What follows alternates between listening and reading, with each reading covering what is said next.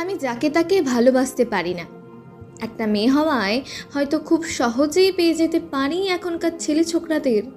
তাই বলে বাদ বিচার না করে কারো গলায় সহজে মালা দিতে পারি না। এমনকি অহেতুকর মতো হাজারো ছেলের মাঝে মেলামেশাও করতে পারি না। আমি তো আর ব্যবহারের পণ্য নই। খামখেয়ালি আমারও করতে ভালো লাগে, কিন্তু সুরক্ষার কথা মাথায় রেখে পিছিয়ে যেতে হয়।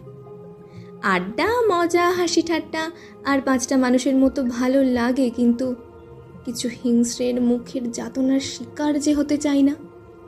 আমারও মায়া লাগে একটা সুন্দর বা মন মাতানো ছেলে দেখে, তার সঙ্গে ঘর সংসার বাঁধতে, কিন্তু ওই যে ভবিষ্যৎ চিন্তা বলে একটা জিনিস আছে, যেই সেটা মাথায় চলে আসে তখনই টাকার পিছনে ছুটতে হয়।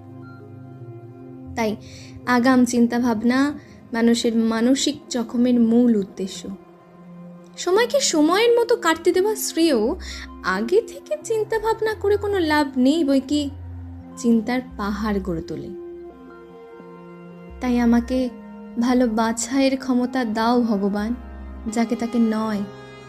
পয়সাওয়ালা অনেক দেখেছি দিনরাত রাস্তাতে তুড়ি মারতে, না হলে সোশ্যাল মিডিয়ার দরবারে। আমাকে তাদের থেকে মুক্ত করে দাও, না হলে ওই পড়াকু আর লড়াকু কাকুদের পাঠিয়ে দিও না, যারা শুধু টাকা বোঝে। বরঞ্চ ওই সাদা সিধে ছেলেটাকে পাঠিয়ে দাও যে ভালোবাসা বোঝে। না হয় ছন্দে মাতোয়ারা গানের পাগলটাকে পাঠিয়ে দাও, যে মাথায় নিয়ে ঘোরাতে ঘোরাতে সারা আকাশ দেখাবে। ওই নাচনমালা নর্তক ছেলেটাকে পাঠিয়ে দাও, যে তালের ছন্দে আমায় বেঁধে রাখবে, ক্যামেরার সামনে কিংবা একাকীয় বেডরুমে। না হয় পাগলপন্থ খেলোয়াড়টাকে পাঠিয়ে দাও, যে ময়দানে ঘাম ঝরাবে আর আমাকে দেখে ফ্লাইং কিস না হলে ইশারা দেখাবে তার বিজয়ীর দিনে। আর হারার দিনে কাঁদা চোখ নিয়ে আমার কোলছোঁয়া বুকে মাথা খানি রাখবে।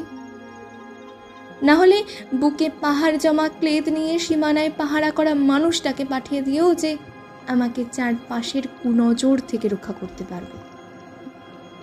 না পাইলে ওই কলম ধরা মানবটাকে পাঠিয়ে দিও, যে সারা দিন অন্যের ভালোর জন্য লিখে আর আমার জন্য প্রেমের উপন্যাস লিখবে আমায় মনে ধরে।